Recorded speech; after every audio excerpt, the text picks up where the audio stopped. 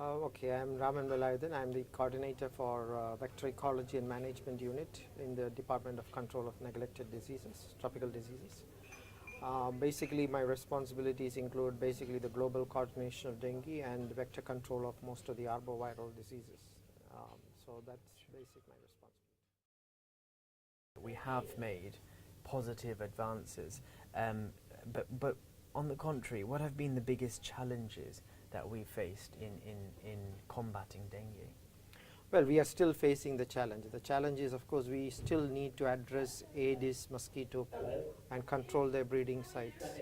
So how are we going to control Aedes mosquitoes in an urban population and keep it under check? That is one of the biggest challenge, and still we are tool deficient in that.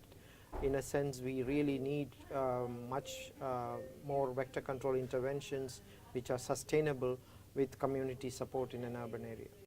Right, and it's quite evident that dengue hasn't really captured the attention of the global health community, even though it's present in over 100 countries, and the World Health Organization say that over 2.5 billion people are at risk. Why does dengue not receive the same amount of attention as perhaps HIV or malaria? The reason is more to do with mortality. The dengue mortality figures are rather low, which is it kills about around 10,000 to 15,000 people annually at the global level. But at a country level, they do not see it as a significant problem when death rates are low. And the other interesting problem with dengue is a bulk of the cases are asymptomatic or suspected cases which are not really confirmed. So unless or until the health system is able to capture the suspected cases and record them, we will not be in a position to tell our decision makers that we have a large number of dengue cases. But to have diagnostics in place and have a protocol in place for the health systems to capture this data, you need money to be injected into the system. Yeah. But this disease is neglected as from funding. So how are we able to address this issue? How are we able, because you mentioned the term sustainability, how are we able to make a sustainable effort in tackling dengue when we don't have enough funding to do so? Well, this is the crux of the problem. We don't have the funding for it.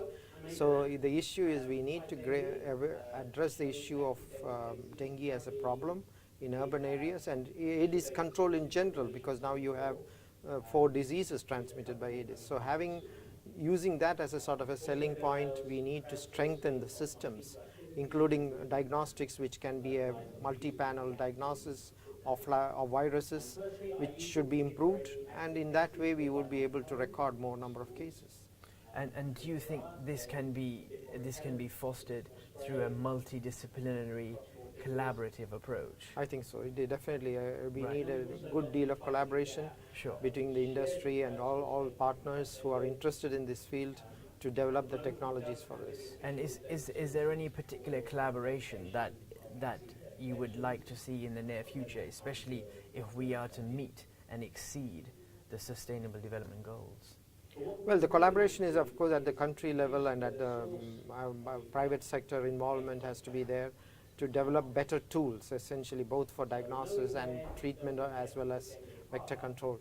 We need the tools to be much better and improved, and which are affordable at the end of the day, cost effective, so that communities can afford it, and these should be able to be sustaining it. Brilliant. Thank you ever so much, Dr. Raman.